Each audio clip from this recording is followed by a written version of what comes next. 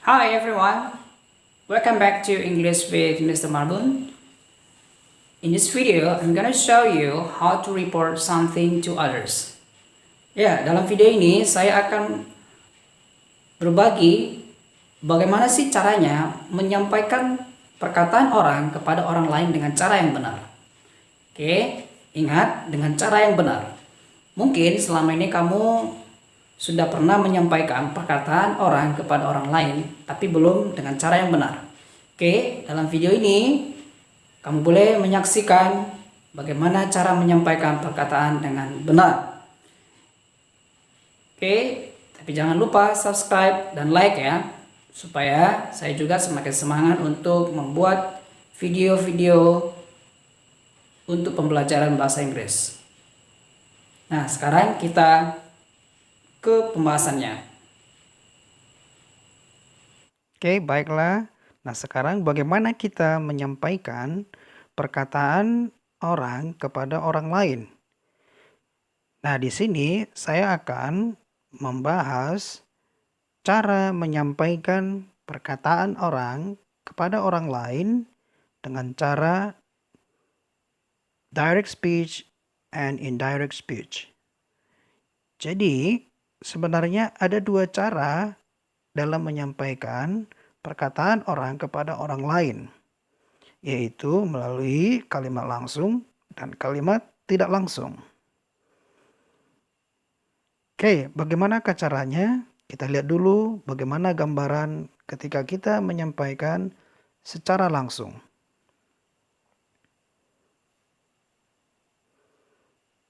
Direct speech, kalimat langsung. Perhatikan gambar animasi berikut ini. Ada Randy dan ada Tania. Randy berbicara kepada Tania. I bought a new car.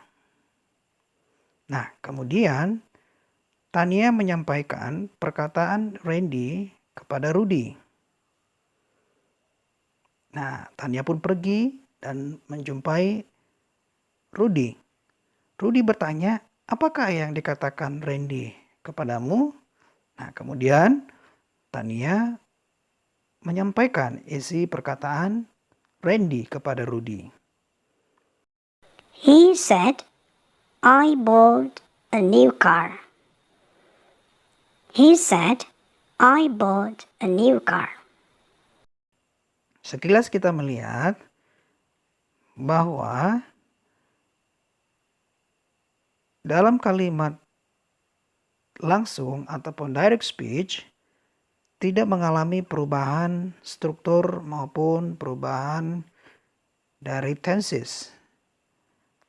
Kita menyampaikan secara total kalimat yang disampaikan orang kepada orang lain. Oke, cara yang kedua yaitu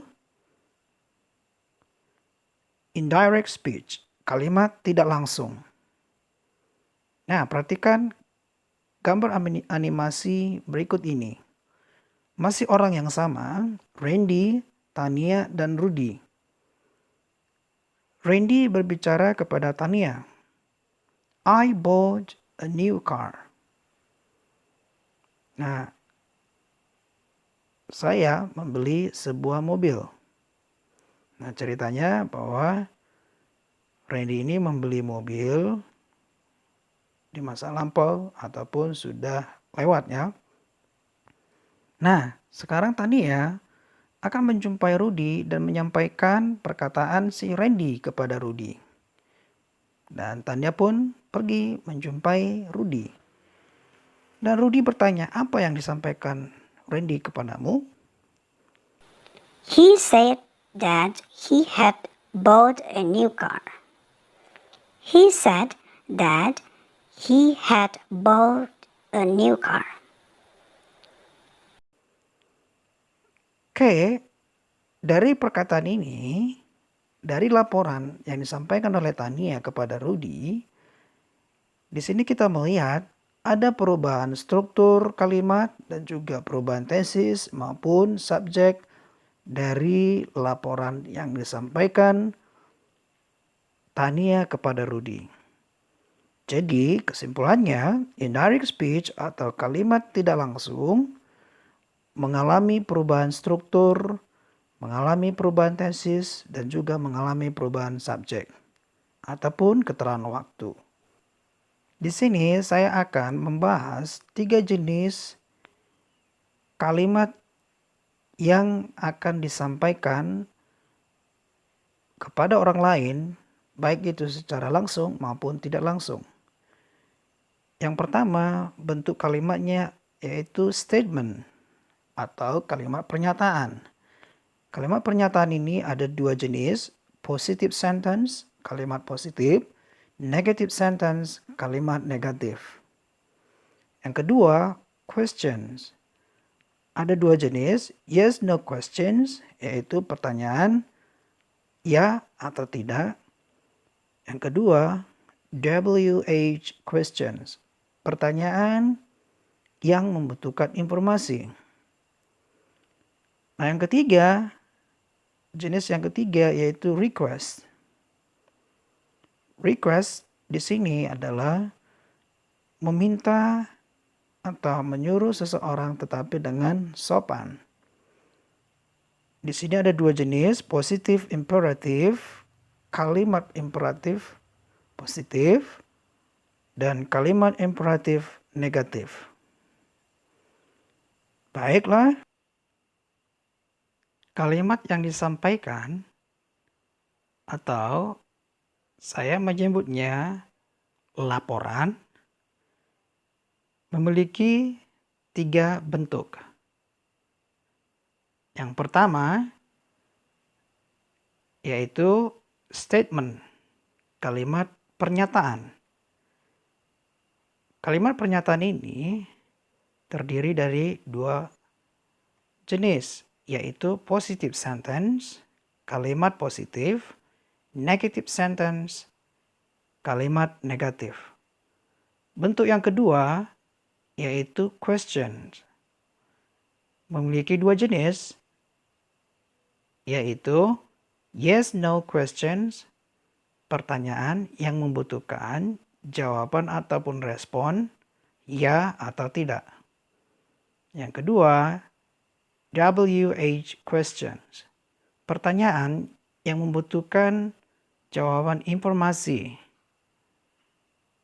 Bentuk yang ketiga yaitu request. Memiliki 2 jenis, yaitu positif imperatif dan negatif imperatif. Perlu diketahui, bentuk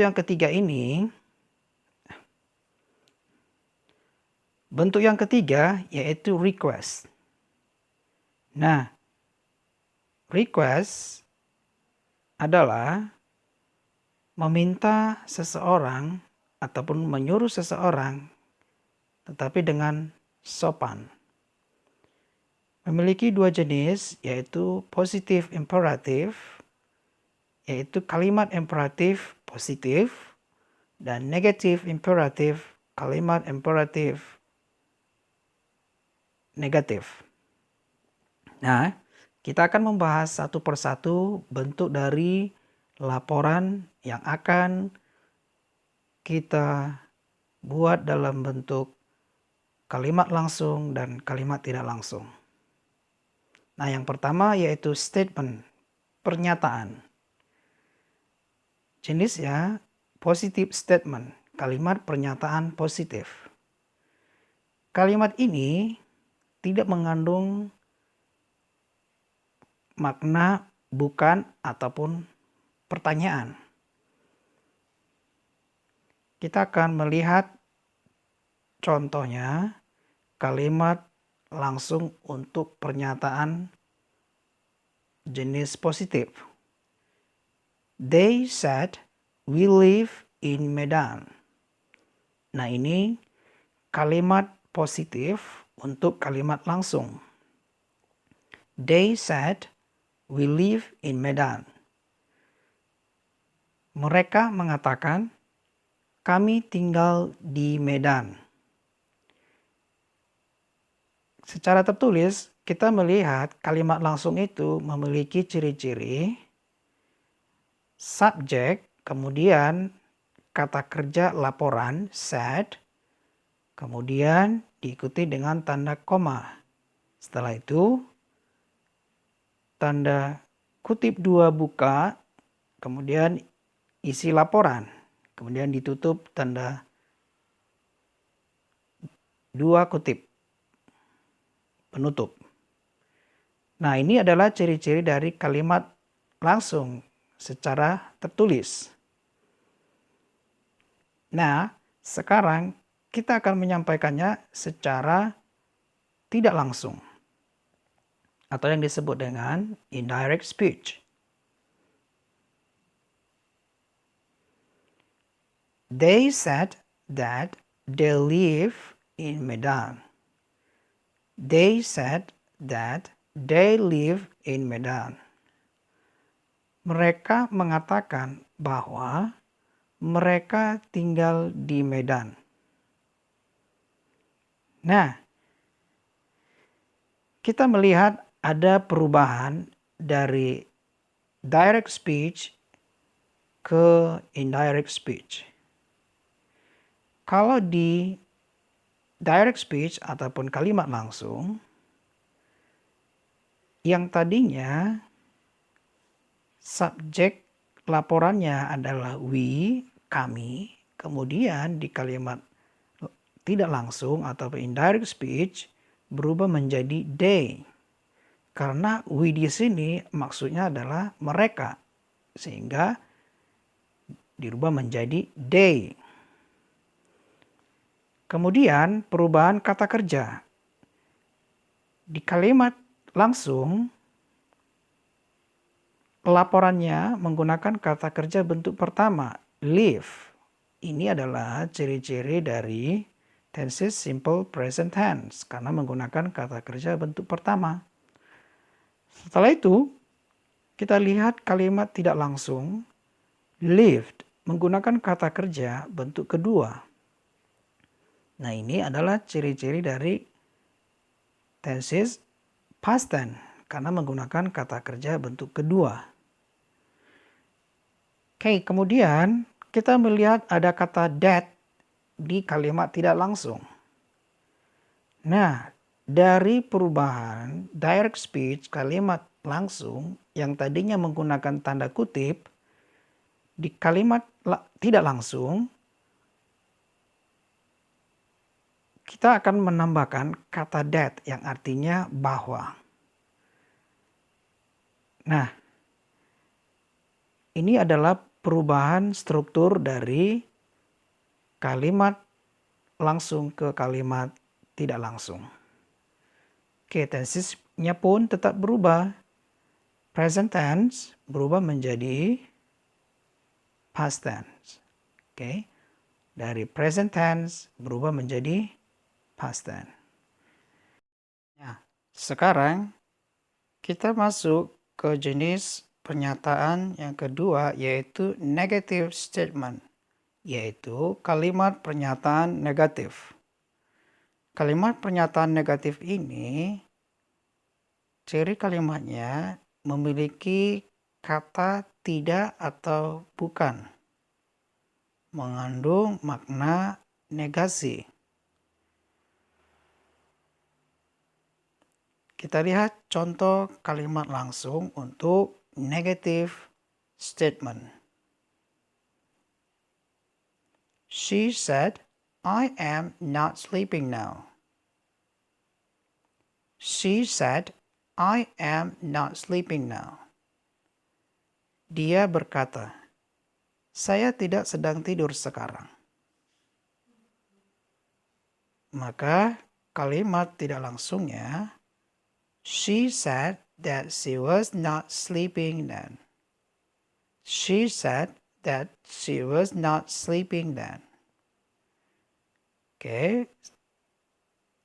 Kita melihat ada perubahan subjek di kalimat langsung.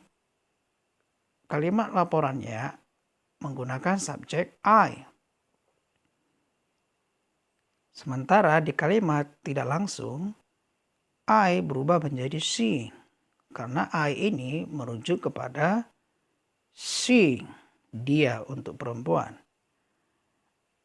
Kemudian kita melihat ada perubahan waktu. Now berubah menjadi then. Oke, di akhir video ini nanti saya akan memperlihatkan perubahan keterangan waktu dari direct speech ke indirect speech. Oke, berikutnya ada perubahan to be am berubah menjadi was. Oke, ini adalah ciri-ciri dari tenses present continuous. Karena ada to be, kemudian ada verb ing, sleeping. Oke, karena present continuous berubah menjadi past continuous. Sehingga to be-nya present am berubah menjadi to be past was.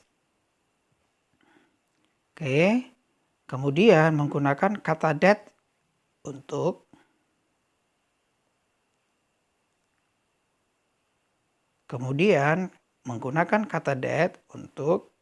kalimat tidak langsungnya.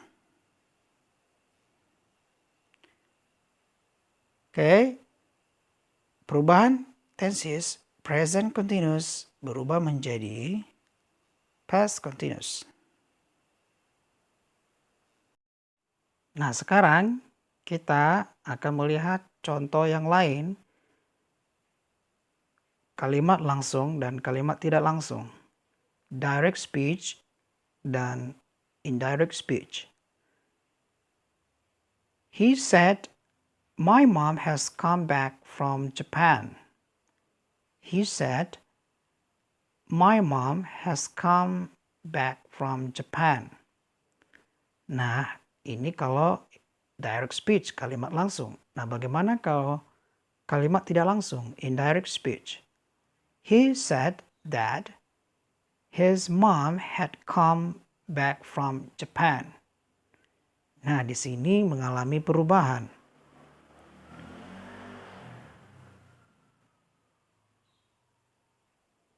He said that his mom had come back from Japan. He said that his mom had come back from Japan.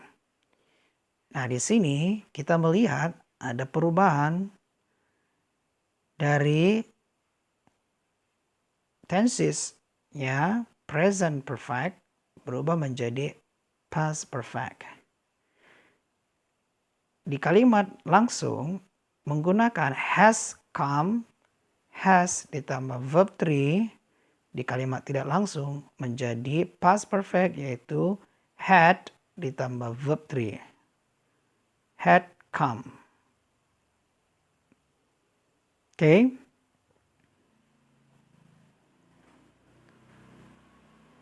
Kemudian kita melihat di sini untuk subjeknya my mom yang maksudnya adalah ibunya dari dia laki-laki. Maka di kalimat tidak langsung menjadi his mom. Oke. Present perfect berubah menjadi past perfect. Kemudian kita lihat contoh yang lain. Stephen said, "I won't leave you alone." Stephen said, "I won't leave you alone."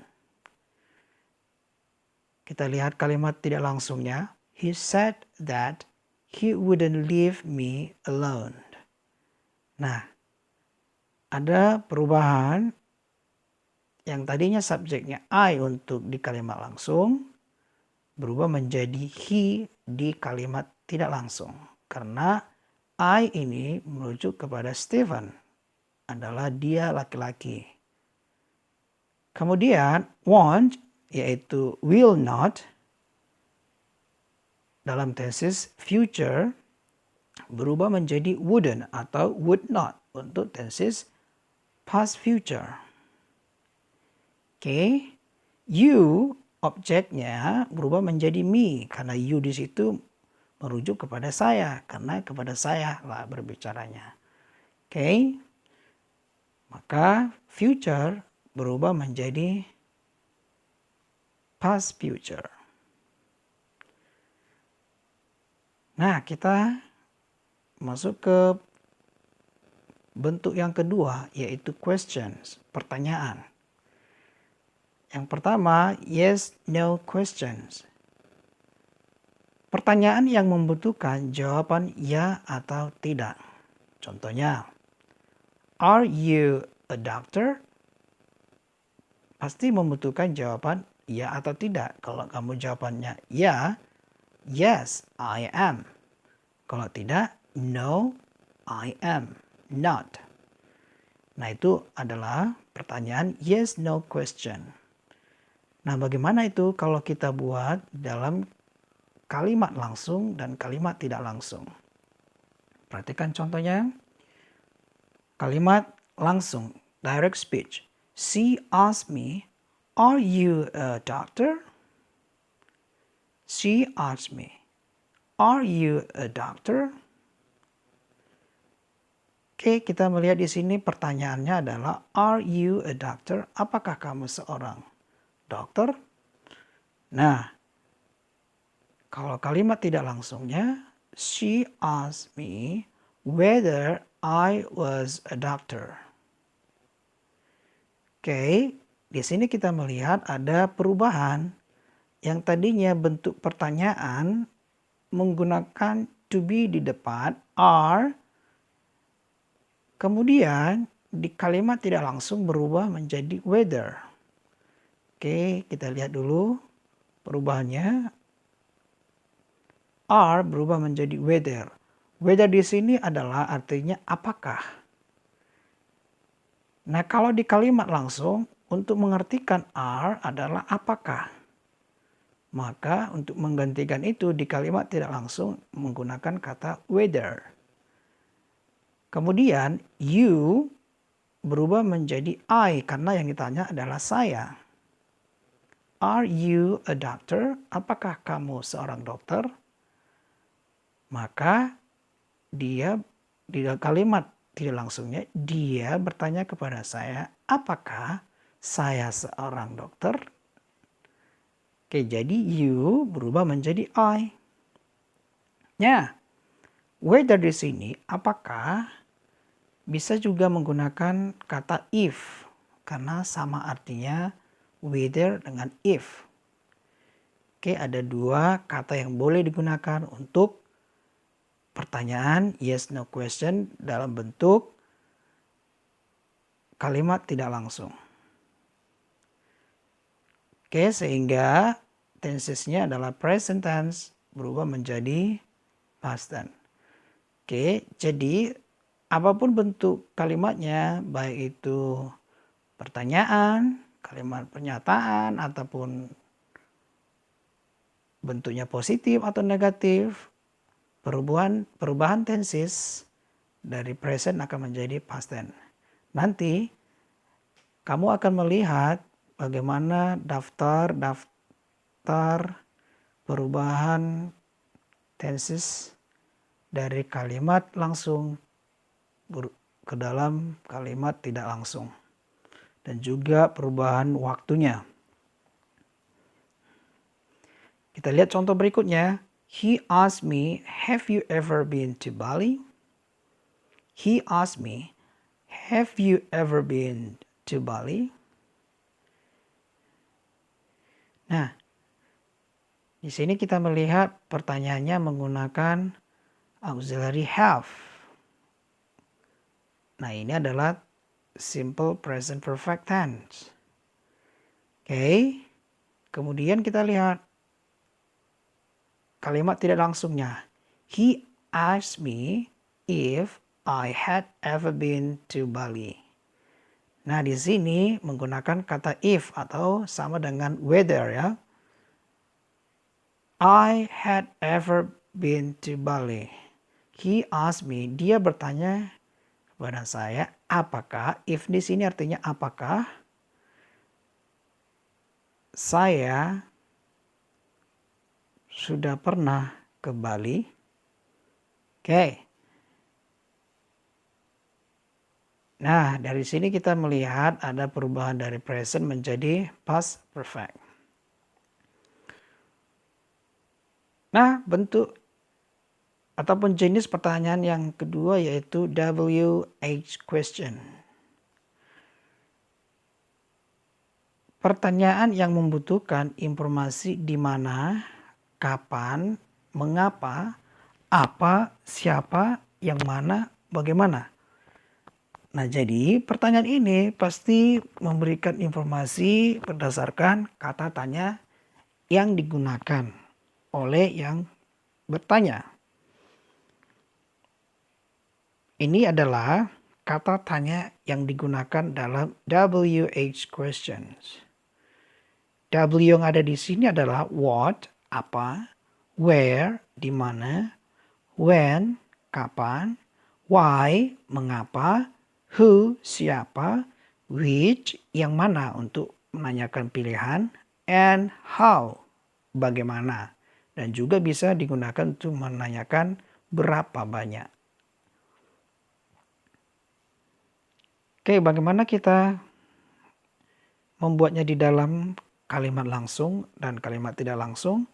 Berikut ada contohnya. He asked me, what do you do for your free time? What do you do for your free time? Apa yang kamu lakukan untuk mengisi waktu luang kamu? Nah, ini menggunakan kata what. Berarti menanyakan informasi apa yang dilakukan untuk mengisi waktu luang. Berarti ada sesuatu yang dia lakukan nanti untuk menyampaikan jawabannya. Oke. Nah, sekarang kita lihat bentuk kalimat tidak langsungnya. He asked me what I did for my free time. He asked me what I did for my free time. Ternyata kata what tidak berubah, tetap menggunakan kata what di kalimat tidak langsungnya. Karena what di sini untuk menanyakan informasi apa ataupun sesuatu. You berubah menjadi I karena yang ditanya adalah saya. Kemudian do berubah menjadi did. Ini perubahan tenses. Do itu present tense, sementara did adalah past tense. Oke. Nah, di sini tadi ada what, tetap menjadi what. You berubah menjadi I. Kemudian kata kerjanya berubah menjadi did. Sehingga mengalami perubahan tenses, present tense berubah menjadi past tense. Oke, kita lihat contoh yang lain. He asked me, where have you been? He asked me, where have you been? Artinya dia bertanya kepada saya, kemana saja kamu? Ya. Bagaimana dengan kalimat tidak langsungnya? He asked me where I had been. He asked me where I had been. Dia bertanya kepada saya, kemana saja saya pergi. Ya, dari tenses present perfect berubah menjadi past perfect. Oke. Cukup jelas ya untuk pertanyaan yang menggunakan kata tanya. Nah, kita masuk bentuk yang ketiga yaitu request. Meminta dengan sopan, tetapi menggunakan kalimat imperatif. Nah, perlu untuk kita ketahui kalimat imperatif ini biasanya dia akan menggunakan kata kerja bentuk pertama di awal kalimat. Karena subjeknya sebenarnya tidak disebutkan lagi. Sebenarnya itu mengacu atau merujuk kepada kamu, kepada siapa meminta. Kemudian kalau itu dia meminta atau memohon untuk tidak melakukan sesuatu, maka don't akan berada di depan, kemudian kata kerja bentuk pertama. Contohnya kalau kalimat imperatif yang bentuknya positif. Positif imperatif. Ini kalimat langsungnya. He asked me, open the door please. He asked me, open the door please. Dia meminta kepada saya. Arti ask di sini bukanlah bertanya ya, tetapi meminta. Open the door please. Bukalah pintu. Tolong bukalah pintu. Atau tolong bukakan pintu. Nah, di sini dia meminta dengan sopan menggunakan kata imperatif, open. Kata kerja bentuk pertama. Nah, bagaimana kalau kalimat tidak langsungnya? He asked me to open the door. Nah, ternyata ada perubahan. He asked me to open the door. Di kalimat tidak langsungnya, kita cukup menambahkan kata to. Kemudian kata kerja bentuk pertama open. Oke. Jadi dia meminta saya untuk membukakan pintu. Nah, open berubah menjadi to open.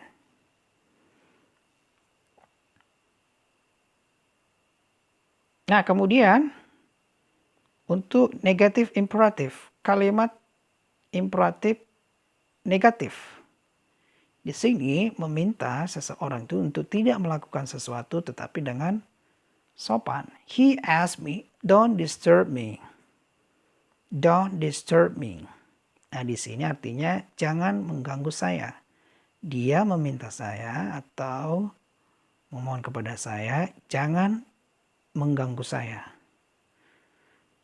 Oke, kalimat tidak langsungnya. He asked me not to disturb him. Di sini ada yang berubah. Don't berubah menjadi not to. Don't berubah menjadi not to. Kalau yang positif tadi, kata kerja bentuk pertamanya langsung berubah menjadi to, kata kerja bentuk pertama. Di sini don't disturb berubah menjadi not to disturb. Oke. Me berubah menjadi him. Me di sini maksudnya adalah dia, he. Maka he untuk objek him. Ya. Nah, cukup jelaskan untuk kalimat negatif imperatif. Kita lihat contoh berikutnya. Kalimat langsung. He asked me, take some tea for me please. He asked me, take some tea for me please. Dia meminta saya, tolong ambilkan teh untuk saya. Nah, kalimat tidak langsungnya, he asked me to take some tea for me. For him, sorry. He asked me to take some tea for him. Dia meminta saya untuk mengambilkan teh untuk dia. Oke, sekarang sebagaimana janji saya akan memberikan daftar perubahan tenses dari direct speech ke indirect speech. Nah, yang pertama adalah present tense berubah menjadi past tense. Kemudian present continuous berubah menjadi past continuous. Nah, di sini continuous yaitu yang menggunakan verb ing ya. Past berubah menjadi past perfect. future berubah menjadi past future. Present perfect berubah menjadi past perfect. Kemudian past perfect tidak mengalami perubahan, tetap menjadi past perfect. Kenapa? Karena past perfect dengan past perfect ini sudah menjadi tenses yang paling lama ataupun waktu yang paling terbelakang. Jadi tidak ada lagi yang akan menjadi cut.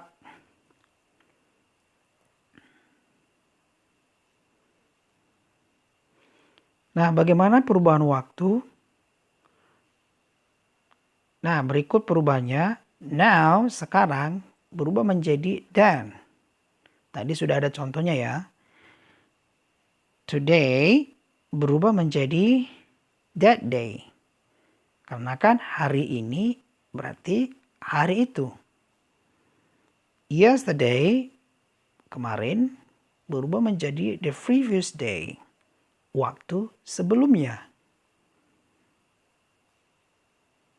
Tomorrow, besok, berubah menjadi the following day, hari berikutnya. Next week, berubah menjadi the following week. Next week itu artinya minggu depan berubah menjadi waktu berikutnya. Atau minggu berikutnya.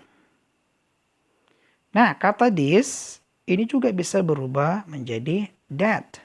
Tergantung situasi ya.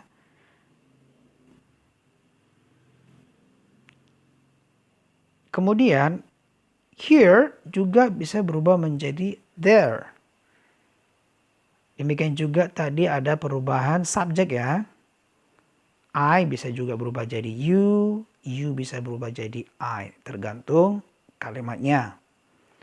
Nah, demikianlah cara untuk menyampaikan perkataan orang untuk kita sampaikan kepada orang lain lagi dengan dua cara, yaitu kalimat langsung direct speech dengan kalimat tidak langsung indirect speech.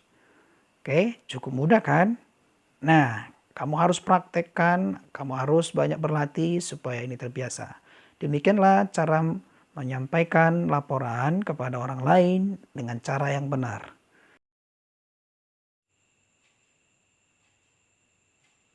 Well, I think that's all for discussions about direct speech and indirect speech. I hope you can improve your English. The more you practice, the more you improve. I want to say goodbye.